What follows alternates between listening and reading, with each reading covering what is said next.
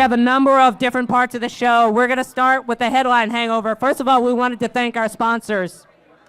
Elastic Path, BigCommerce, Maze, Yotpo, Ryder, Dacity, Bolt, Pipe 17, Red Van. Woo-hoo! And our headline show sponsor for the Watson Weekend is Miracle. Thank you, Miracle. Thank you. This is what you sponsor. This is what you paid for. We will give you your money's worth. Yeah. You can refund. We accept refunds. So you guys know Rick clearly. I'm Jessica Laseski. I am a 20-year retail veteran. I've been on the B2B side, so I've got some battle scars to prove it. Definitely been on the sales side. I've been on the other side. I guess is it the dark side now, or is it the side? Yeah, it's west side maybe. And we also have Michael Jones here with us, CEO of Candle Science. Do you want to give a warm intro here for our friend MJ? Warm is not the word for it. Michael and I met long ago. Hey, hold on. I need everyone to be quiet here so I can hear all these great things Rick's going to say about me. Because it's only going to happen once. I met Michael. I finished grad school. My first job out of school was at a company called Stingray Software, where Michael Jones was product management. Believe it or not, he used to know something about technology. And we've developed a friendship over the years. And so I am personally very happy to count MJ as a personal mentor. He was the head of revenue at Channel Advisor. He went on to eBay, a number of other companies, CEO of Spoonflower, which in the last couple of years sold to Shutterfly, and now he's CEO of a new company that he's on a journey with called Candle Science. And so we're going to talk about that, but I just want to thank MJ for being here. He's the closest thing to a mentor I've ever had in my career, and I've learned so much from him. So thank you again. Yeah, thank you, MJ. In terms of the show, we're going to start with the headline hangover, and we're going to do it. We usually talk about the things that are going on in retail and what's happening, but today we're going to not talk about what's actually happening. We're going to talk about the headlines that we wish we would see in 2025, i.e., we're making some stuff up. Yeah, but that's kind of a little bit of what we do. Yeah, pretty much. But yeah, these really should be things that we believe need to happen, right, Yeah. Rick? They need to happen. That's correct. Okay. You're going to start us off. Yeah, I'm going to start us off. Remember in the last Trump administration, you guys talked about he's going to build a wall. Mexico's going to pay for it. This year, China's going to pay for it.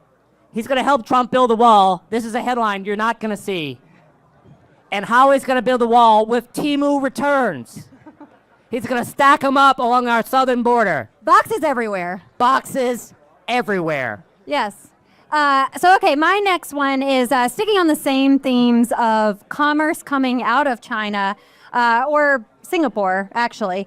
Shein is going to open U.S. manufacturing network, but their partner in doing this will be Lumen Technologies, as they are going to be the key mentor of safeguarding the workplace environment. Exactly. So, Severance reference, anyone? Okay, nobody got it. All right, there we go. Yeah.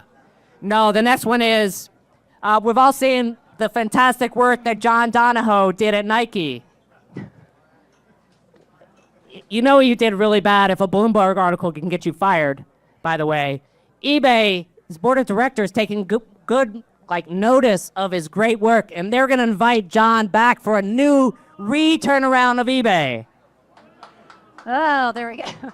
All right, so my last one is, we know Target has had some challenges. No boost needed. Yes. Please. All right, we know Target has had some challenges as well, and I really think that Target's got to get back to what made them Target, and that's the moms. So Target is going to build a mom hub, and the mom hub is going to have fantastic 5-minute meal kits that mirror any dietary restriction.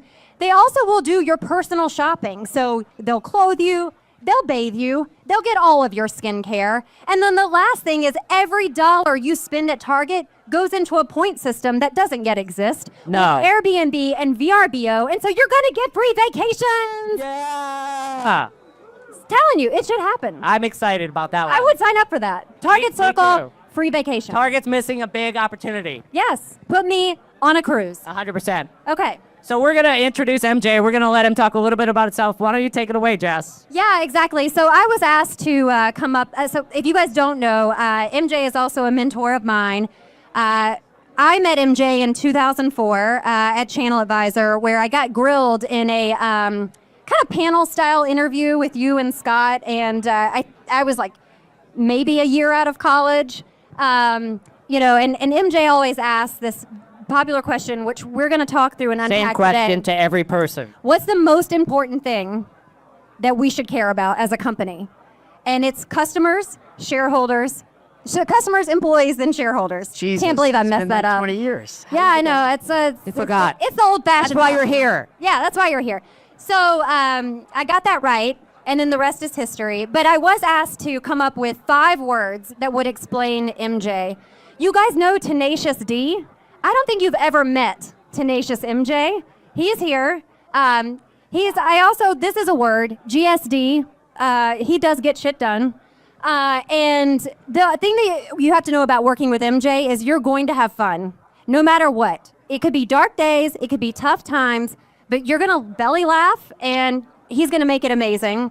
So I'm on 3, right? Yeah, help me count. Okay, 4 is strategic. I have seen MJ come into a business, whether he owns it or not, knows it well or not, and completely unpack what the company needed to do to be successful. And then that brings us to what we were talking about in the panel session, focus. A lot of companies have challenges with focus, and you will never be an unfocused organization if MJ is at the helm. Correct. So those are my 5 words. But MJ would love to have you just kind of tell the room a little bit about yourself as well. Sure. Thanks. I appreciate all the kind words. So there's a bunch of people here in the room that I know. George Tranis, Colin Sebastian, Tom Armstrong, Todd Scarpato, Scott Silverman. I can barely see, so sorry. And the reason I call those folks out is because we're going to talk a little bit about this, but there's a lot of people that have been around in commerce for a really long time that know a lot and have seen a whole lot of good, bad, ups, downs, carnage, you name it. I'm in that crew, so my world kind of began. I was at Channel Advisor for nearly 15 years, somewhere in that range. At some point, I ran everything we had except for technology and finance. We didn't let him into the technology org. Smart move. I then, one of our largest, actually one of our largest, but our most strategic investor was eBay. And so I was actually recruited by John Donahoe, Bob Swan, and a guy named Dinesh Lati to come run a brand new group there, which was called the eBay Merchant Program. It was about 250 people. We focused on the top 3,500 sellers that did $7 billion in GMV and about $500 million in revenue across the entire platform. And the goal was to try and help them, be more successful, work with PayPal better. We acquired GSI Commerce, et cetera. Some of that stuff went well, some of that stuff not so well, but I really enjoyed my time there. And even though I know John had a rough time in Nike, I'm a pretty big John Donahoe fan as well. So it was a good time. I really enjoyed it. But I think my most kind of recent thing that I did that I was super proud of was I got recruited into a company called Spoonflower. And if you've never heard of it, it's a fascinating idea that 2 founders, a guy named Stephen Frazier and Gart Davis, came up with. And the concept was, in the day and age where you can order something from Amazon and get it next day, you actually couldn't go anywhere and say, this is a design that I want on fabric, wallpaper, you name it, and get it in a week. There was just no way to be able to do it. Any design you could think of. So they created a company where we had hundreds of thousands of independent artists across the world. We had millions and millions of designs that people could go and choose, select them. We digitally printed them on 30 different types of fabric, 5 different types of wallpaper, and about 40 different home decor items. The business did amazingly well. As you can imagine, there was a COVID angle to it that did really well too. We sold it to Shutterfly, and then myself and Jess and some others stayed on for a couple of years after we sold the business. And as Colin, Sebastian, and I were talking about earlier, and I know we'll talk about this more later, but when you're thinking about running a business and the financing of it and who you're dealing with, just remember what I'm getting ready to tell you. We sold Spoonflower 2 years ago for 3 times revenue, and we sold it for $225 million. I talked to my banker last week. It would sell for 0.5 of actual revenue, which means it would have sold for probably $40 million today. So that's why when you think about the moment in time and things you're doing become important, which I know we'll talk about later. And then my newest venture is I met these 2 guys. I live in Raleigh, North Carolina. One gentleman's name is Michael Swim. The other one is Dan. And Candle Science is essentially a B2B company that sells anything you need for fragrance, candles, reed diffusers, you name it, all private labeled, all bootstrapped themselves. They've had it for 20 years, and I took it over for the founders, and it's been a ton of fun. I've really enjoyed it. So Awesome. Well, I mean, we're excited to have you here.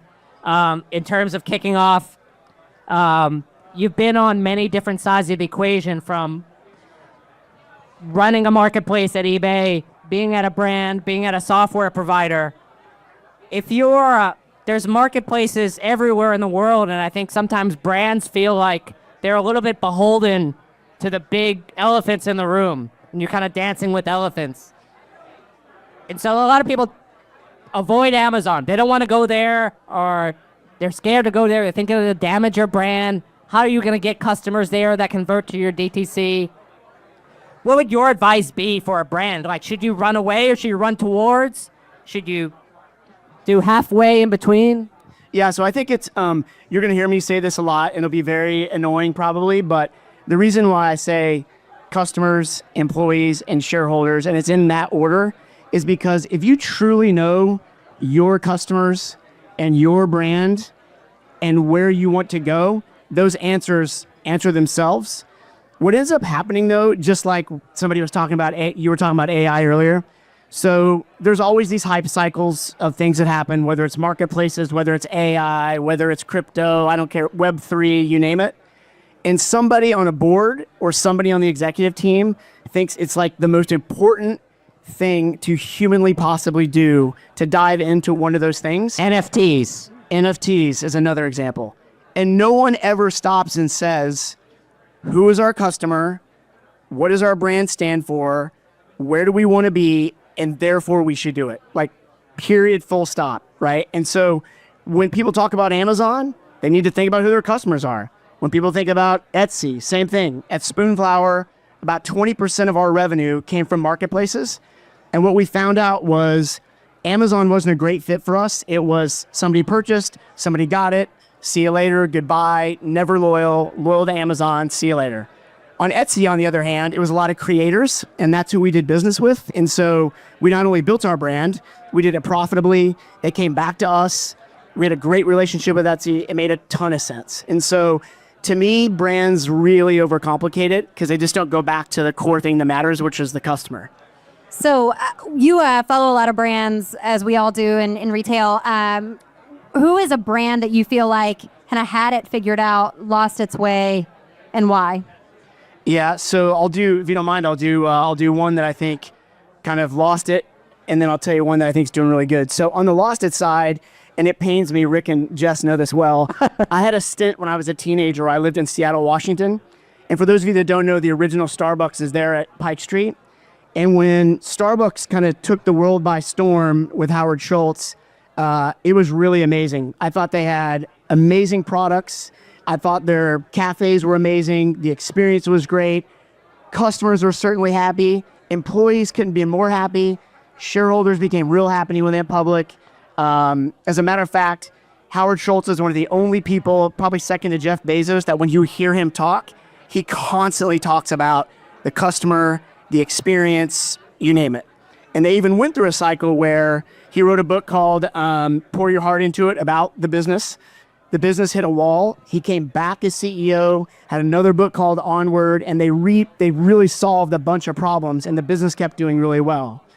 Well, somewhere in there, between mobile pickup orders, COVID, drive-through, you name it, they've lost their way. And the product's not as good as it used to be.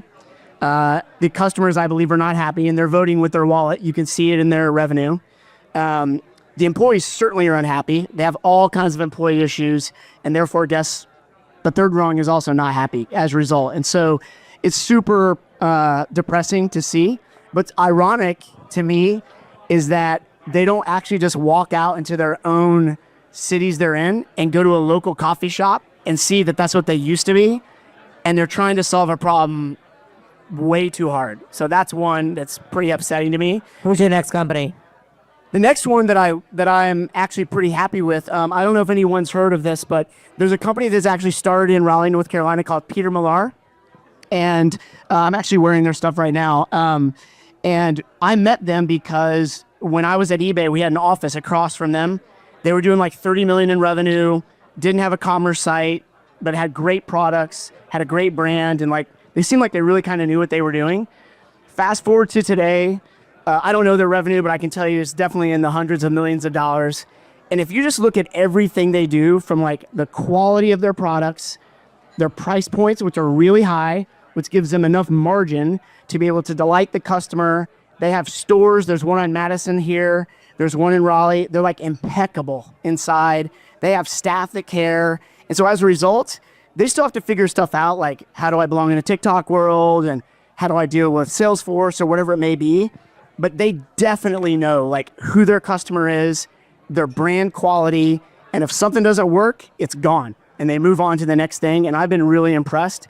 What's going to be hard for them, and it's been hard for every brand, is once you get to a certain scale, like where do you have to go from there? And they'll have to make a lot of tough choices. But right now, they're making them really well. And that brand control, right, that you want to keep and maintain. You mentioned that they have these pop-up stores in Nordstrom, and they definitely feel very different. So they're already kind of working through some of that growth pain. Well, one thing is actually, like, just to that point, one thing that's really interesting is that they only have so many stores, and they've actually chosen either the location or the look of the store based on where they're at. So therefore, like, they kind of try and blend into like the neighborhoods, how they want to look on the outside, but the interior, it almost feels like you're in your like own home, or what you wish your home looked like. And so it's really cool. They've done a great job. Staying on the customer part, we talked about coming up in the eBay days, the channel advisor days. We saw some very impressive scaling from these sellers that probably no one knows. There's $100 billion, $500 million companies sitting out there that are figuring out logistics. They're figuring out how to scale and grow and hustling. Do you think that those types of companies exist today? For sure. I mean, so for those of you, by the way, that are in the like brand and retail side of the world, if you haven't met an eBay seller, an Amazon seller, likely up and coming, which I'll talk about here in a minute, on the TikTok side, you will meet some of the smartest people you've ever met in your life. And the reason why is that they don't have access to capital. They got to figure it out on their own. They're usually bankrolling it themselves, and they hire a lot of smart people to figure this stuff out. I will never forget this as long as I live. We went to an auto parts seller on eBay who was doing $100 million on eBay. I walked into their facility. It was second to none. They had figured out brand products, knockoff products, you name it. And I think what you're going to see now is on the TikTok side, there's going to be a bunch of sellers that figure that out too. And by the way, the warning to all you brands and retailers, they will kick your ass. I promise you that. So you better figure out like either A, how you're going to work with them, or figure that channel out, because they're going to be good. Well, I think there's a great example, Canvas Beauty already. We covered that in one of our episodes in June. And if you don't know this story, her name is Stormy Steele. She's Stormy Steele. She sells on Amazon. She has her own site, but she went on TikTok, had this viral moment where she did a live stream, sold $1 million in Number one on TikTok. one on TikTok shops, skyrocketed. And she went humble and she went direct to her people. And she was like, look, I am trying the best I can. This is amazing, but I'll get to you when I get to you. Versus I think some of us would probably be spinning and freaking out.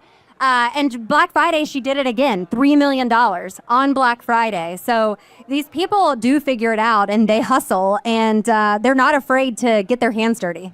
No, my number one word for any eBay or Amazon seller that had that as their most revenue was really scrappy.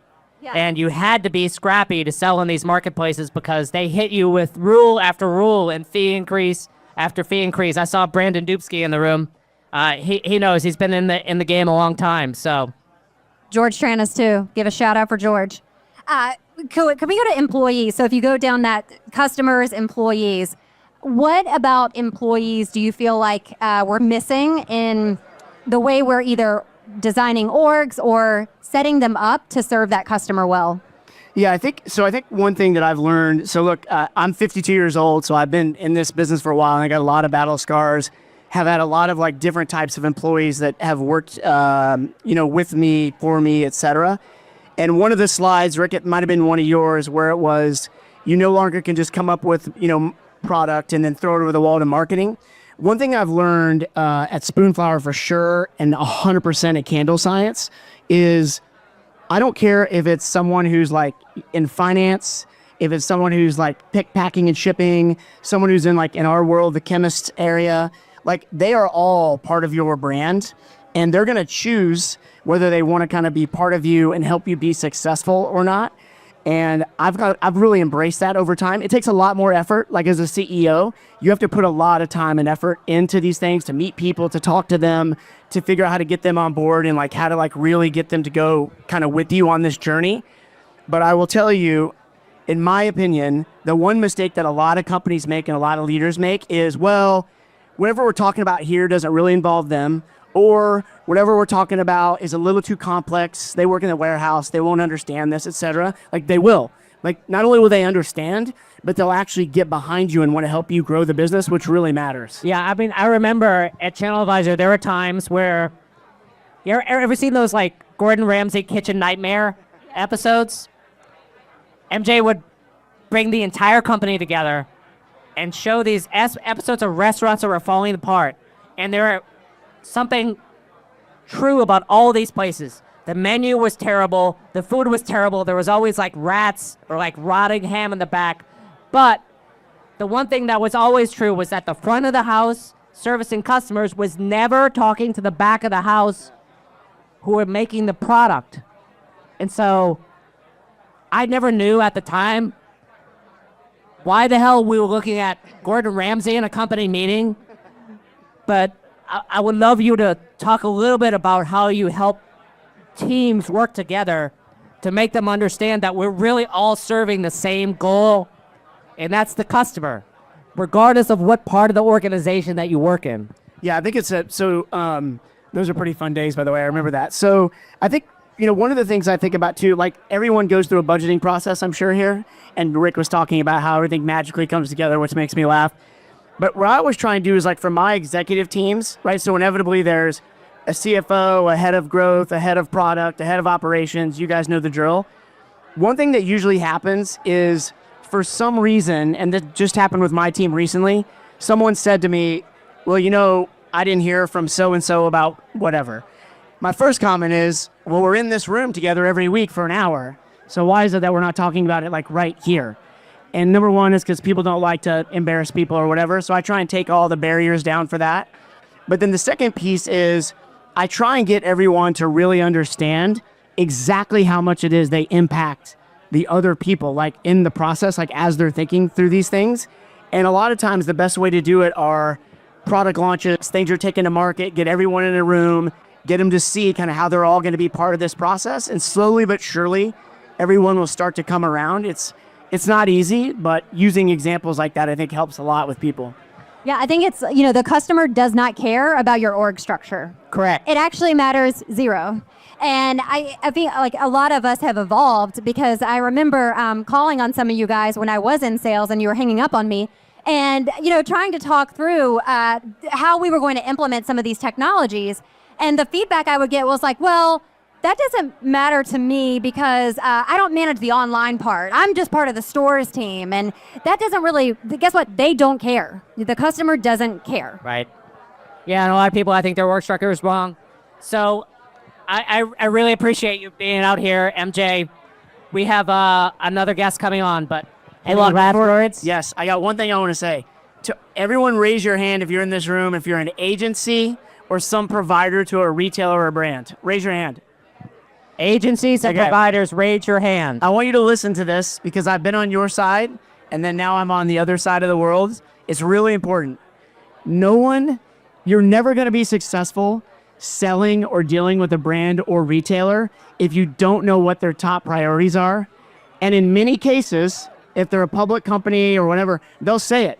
So if you hear somebody say, we've got Project Onyx going on, which is a $200 million savings, that means if you're not going to save them money, don't call them because they're not going to care. If somebody says, we're expanding into Europe, this is a main focus, and you don't provide anything to do that, don't call them. And I'll give you an example in the room too. You're lucky. There's a guy named Todd Scarpato here. Tom Armstrong's here. A guy named Rob Walters, unfortunately not here. Rick is here. Jess is here. The reason I point these folks out is that they know that, which is why they've been successful over time. But I just cannot stress it enough. Nobody gives a shit about the word headless, API. Nobody cares. Yes, someone in that org will, but not the people that are going to write you the check. I promise you that. Speaking from experience. Yes. Exactly. I think those are good things. Everyone, please give a healthy round of applause to Enver. Bring out the boo birds for our Nick Kaplan. MJ. Bring out the boo birds for our man Nick Kaplan. Before you boo me, it is kind of interesting what MJ talked about. It's like so simple, right? It's like customer, what problem are we solving? And it's like, We don't get money without the customers. Awesome. So, if you've watched a Watson Weekend or you haven't watched a Watson Weekend, we have a recurring segment called the Kaplan's Corner by my good friend and collaborator Nick Kaplan. So take it away, sir. You're gonna tell them what it is, what the Kaplan's Corner is. Kaplan's Corner is the mistake of giving me the mic, Yes. right? And just letting me riff. But before Kaplan's Corner, there's a little surprise. You're not your Surprise! Here he is. Are you? The well-loved friend and brother of the brand. I just haven't looked yet. So, Oh no. Welcome, Travis. Travis has if you don't know Travis has from Big Commerce, you will now. and sponsor. There it is. I'm sorry in advance. This is what your money goes towards, for the record. Did we give money? Yeah, you did. We had like a Check is not cleared. we had like a car wash last week. We raised a little bit. Thank you for having. I wasn't good to officially hear. invited, but I've been curating questions, Rick, Awesome. from your fans, Okay. and was asked to. I'm already scared. Well, apparently there's an intimidating capacity to you where people are afraid, maybe, to take you on. They don't want to ask the hard stuff. They don't want to ask the hard stuff. All right. And it's been pretty. I mean, let's be honest, Nick. You agree? I mean, it's been pretty fluffy. Softball. I mean, listen, you're kind of a big deal in the space now. People are, you've got the green-only M&Ms in the green room. You're not allowed to make eye contact. You're like Mariah Carey of commerce. He has handlers. He does have handlers. Correct. It's nice. I don't have handlers. Your hair is looking fantastic today, by the way. That's one of my questions on your hair, my friend. People want to know the hair regimen, but we'll get to that. We're going to start seriously. First question, because I think I don't want to stand in the way of Kaplan's Corner at the end and the dance party and things. What's the biggest thing you got wrong in 2024? Wow. The biggest thing I got wrong in 2024 was probably I think I was too bearish on the consumer. I think the consumer really voted with their wallet, and you could see everything. If you look at the charts about the amount of debt consumers are taking on and how much housing costs now, no one can afford to buy a home, and how much education costs now, you're like, you start to tell yourself a story about that the consumer's not going to buy. And I think clearly as we got to the second half of the year, that didn't happen. And so I was like slightly more bearish than I probably should have been at the beginning of the year. Can I add one to this? Of course, Jess. Go ahead. Thank you so much. We had a little bet, me, you, and Hendrik. Sheen was going to IPO, and they did not. That did not happen. And I won, and I'm just here to claim it. You should. Thank you very much. Nostradamus, right here. All right, next question. These will get progressively harder, by the way. That was already hard. More intrusive. 20 years of e-com. Yes. Not to date you, because you look fantastic. He was 12 when he started, remember? I mean, emotionally, I'm like 20. But whatever. Correct. Some of us naturally go gray. Others artificially masked out. That's fine. It's neither here nor there. There's no judgment. 20 years of e-commerce. What's the biggest surprise to you in the space that you never would have anticipated 20 years ago? Wow. I think how much new ideas are recycled. You know what I mean? Oh, like the thing that's new today that everyone is selling is the same thing that people were talking about 10 years ago. And we're supposed to like pretend we didn't hear it before. Do you think that's a generational thing? Because I feel like the younger demographic who didn't grow up with ATG and WebSphere and Blue Martini and like all this shit. We all know it. Dating yourself now. Blue Martini. I read a lot, so I mean I've read about ATG. Yeah. I saw Kelly. Yeah, I saw yeah. Kelly Getch earlier. I know. I heard he was there at one Right. point. I mean, you read about these things, but ChatGPT. yeah, exactly. I chat it. Yeah, of course. Or I asked Jeeves. Or I used to ask the. I used to ask the paper clip Oh, Clippy. in Windows. Clippy. Yeah, Clippy was always there for you. Clippy GPT now. I mean, I haven't been on Windows since like Windows 98, but I used to turn into the wizard. Mr. Kaplan is a happy Windows user. Yeah, I think it's so intuitive to turn the machine off. You hit start. That was the always thing that kind of rocked Yeah. my world. Yeah. So you're saying there are things that were done Yes. many times over that somehow have been rewrapped and announced Yes. as like somehow innovative. We talked about headless before. There's Oh. one on the list. I thought that was just the last couple years. Yeah, I think it was just invented. Interesting. All right. Next question. Scale of 1 to 10, 10 being the best, Yes. 1 being horrible. What are agencies and platforms? How would you grade them on current messaging today and resonating in market? I think platforms are at about a 3. Okay. Why? Really, there's so much sameness.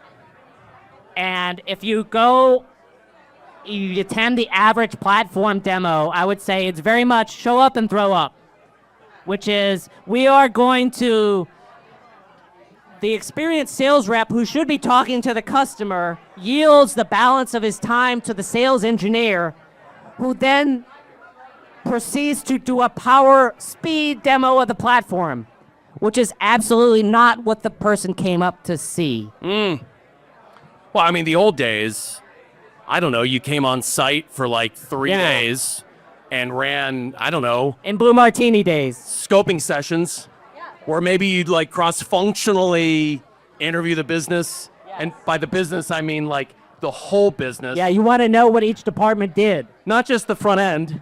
That, by the way, nobody gave a shit about back then. It was like, just make it look like the car. There was no front end. Yeah.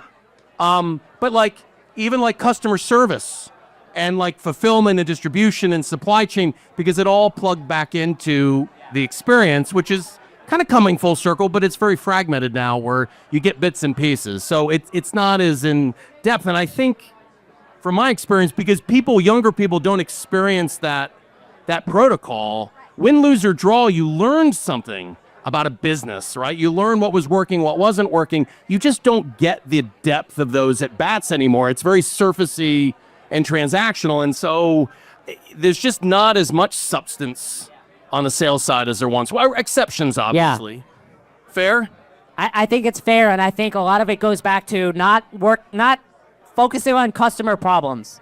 And I think if that's guiding your sales process, like where the pain is, and not selling more hours, which is what the agencies ultimately want to do, I think if you focus on selling hours up front, then that's how your pitches go wrong, because you're pitching something that the customer doesn't want or need. All right. We've got some pseudo-serious ones to wrap up. Maybe 2 or 3. All right. 1, you, like me, I know, were a big fan of the show Party of 5 back in the day. Launched many a career. Dream dinner party of 5 in commerce. Dead or alive, doesn't matter. Dead or alive, Party of 5 Commerce. I guess it would start with Todd Scarpato because he would know whoever went to invite. Scarpato's here. I saw him. He's Scarpato always here at the bar. Yeah. He would definitely be there. I think Jeff Bezos, he would have to be in the room. Okay. If you're talking about commerce, it's hard to. I think. It's just to overemphasize. You have a full head of hair thus far. The two you've chosen. I think correct. I think I would love to meet Jack Ma from Alibaba. Okay. I think that would be a super interesting dinner guest. And then I would go back to somebody that has started like a super hot brand. I think I would get just a very interesting brand visionary at the dinner too. Present day or from the past? I think from the past. Okay. I think from the past. We thinking like a Lulu back in the days, or like at the start of Lulu, or like the founder. don't say of, Michael Kors. No, the founder of Canada Goose. Canada Goose. Yeah. All right, that's fair. I like that. That's a good one. Yeah. You want a piece of that, Jess? I'm in. Yeah. Yeah. What do you want? Who's your dinner? Okay, my dinner guest. I would actually love to meet the Kaplan generation, Lane Bryant. Lane Bryant. Yeah. All right. Yes. I think you gotta if you've not heard her story, it's pretty amazing. It's fantastic. It's an amazing story. It is. Pawned the amazing. diamond earrings. Actually got the sewing machine. It's pretty amazing, Yeah. right? Like back in the day, hustling, right? Yeah. So on that, I would put Bezos on because he's just like maniacal. Gotta have to. Right. Would he pay? Do you think he'd pay? I would. You know what? I would do the little that you reach. We would make it pay for the venue. We would do it on his yacht. Yeah, on his yacht. I would also love to have. This one's a little bit tough, but I think Pierre, founder of eBay. Yeah, founder of eBay. It birthed a lot of commerce. It'd be hard for him to get off the Hawaiian island that he hangs out on, but I would love to have him. And I've seen him speak. He's pretty amazing. And then you know what? I'm gonna bring my pal Rick because he's gonna keep the conversation. I'm going. there. He is. We're gonna keep it going. We gotta keep it going. Plus with that hair at Yeah. sea on the yacht with the humidity. It's gonna look good. Yeah, right? that's gonna be fantastic. Let's Yeah. get to the hair here. There's apparently a large subset of people that would love to know your hair regimen. Like, is it a blow dry? Is it towel dry? Is it air dry? Is it curled? Are you sleeping with the curler? Is it conditioned? I mean, I'm a little disappointed you cut it because you do have some fantastic hair. We've talked about this before. I got to cut it back a little bit, but shampoo and condition. How often do you condition? Shampoo, How often do you shampoo? This is a big shampoo debate. twice a week. Okay, that's good. Condition every day. Every day. Every day condition. Leave in? No, wash out. Okay. And then light towel dry, and then kind of a light to medium cream product. A cream-based product. Yeah. Can I ask a follow-up? Yeah, of course. Was this regimented birthed on its own, or did you consult a stylist? And I came up with it on my own. Really, I used the product. I had a stylist I liked, and I just borrowed that product, and I learned it was on Amazon, so I keep buying it. What amount of A/B testing went into the look? Well, 50 years of A/B testing. How about you? Because I'm going to turn the tables here a little bit. right, All right, here we go. Yeah. See if you could take it, Travis. What's your regimen on the hair? Yeah, because you've got the flow. I It mean, looks really good. I don't know if I have the flow. I need all the help I can get. Yeah.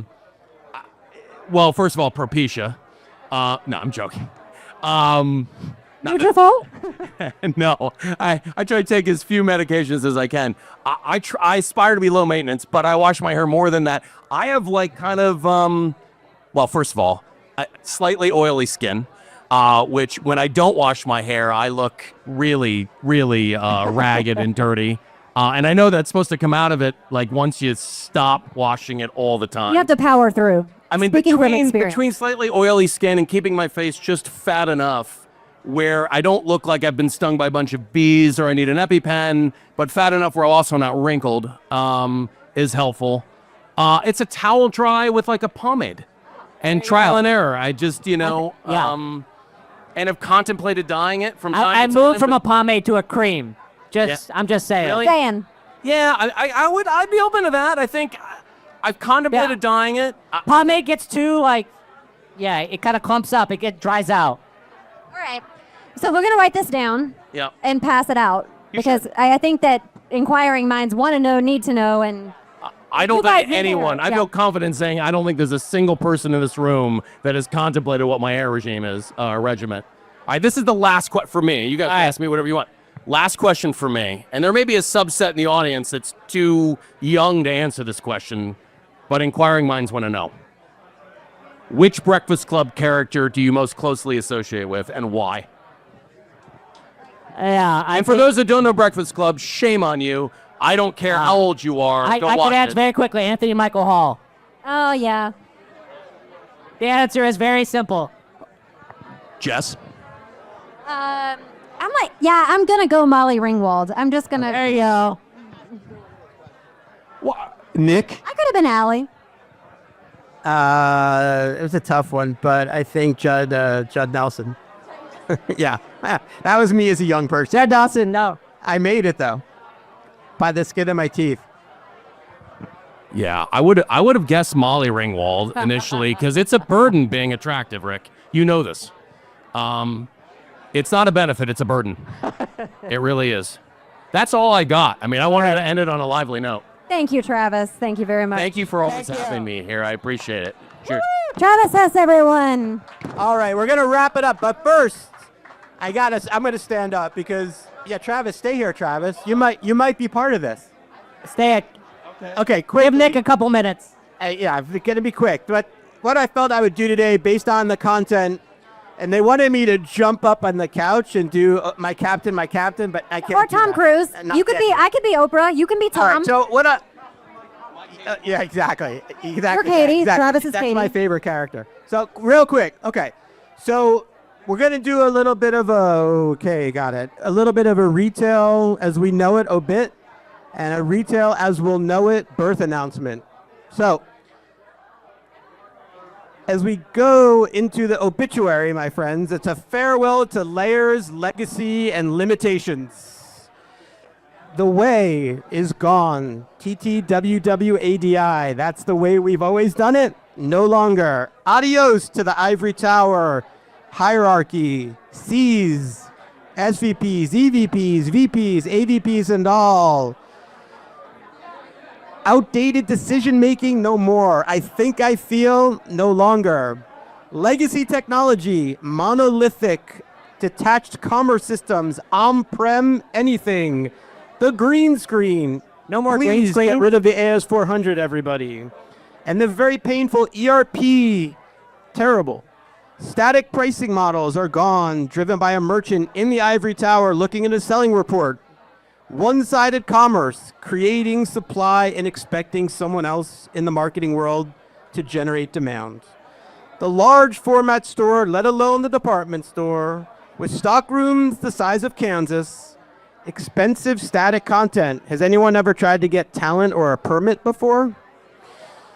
Managing inventory from a selling report. The traditional analytics, if I hear the term IMU ever again, I might kill myself. Workforce constraints, a captive dev team, anybody? How about global limitations to the workforce? Adios. Meet them where they are, no longer. And privacy, third-party data, take care. No more third-party data. If you killed yourself, there would be two obits. And let's go to the birth of retail tomorrow. We have landed on the Supernova Highway. A new modern brand promise has been birthed. There's a new funnel where the middle of the funnel is actually the transaction happening, and the lower funnel is even the return. Flat circular organizations, we have to live the bottom up. No more hierarchy, community above all. Boundaries and limits, they're gone. Conversational commerce has taken over. The yield optimization model replaces the transactional model.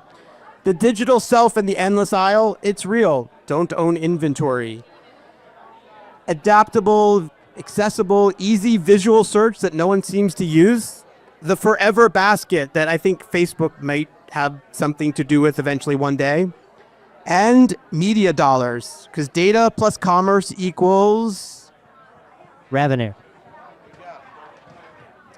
So peer-to-peer selling will come. Small stores will reign, 400 to 800 square feet.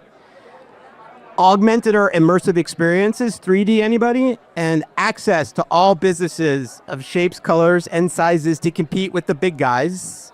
That chart we showed at the very, very beginning will look very different next year. And, of course, at the center of it all, the generative AI driving us to the future. So the eternal constants are investment in technology, agility, adaptability, core metrics like Gemroy, your trailing 12-month customer file, focus on free cash flow. That's going to be an organizational necessity. And Milton has arisen from the basement with his red swing line stapler and is now your IT department. Guys, I think that wraps us up. Any parting words? Thank you. Yeah, thanks so much, Nick. I just want to say a couple words just on behalf of myself. When I started RMW Commerce 6 years ago, I never dreamed to be able to have an event like this. I really wanted to say thank you, first of all, to all my sponsors. Thank you for being a part of this event. Thank you for the entire team, Kaylee, Jackie, Jillian, Nick, Jess, MJ. Could not do this without you guys. Patrick, David, lighting. It takes a village to put on an event like this, and I really appreciate you listening to the rants and random shit I post every day. Hopefully I don't get any of you fired this year. That would be my wish for you. So thanks so much, and drink up, eat up. We appreciate you coming, and see you next year.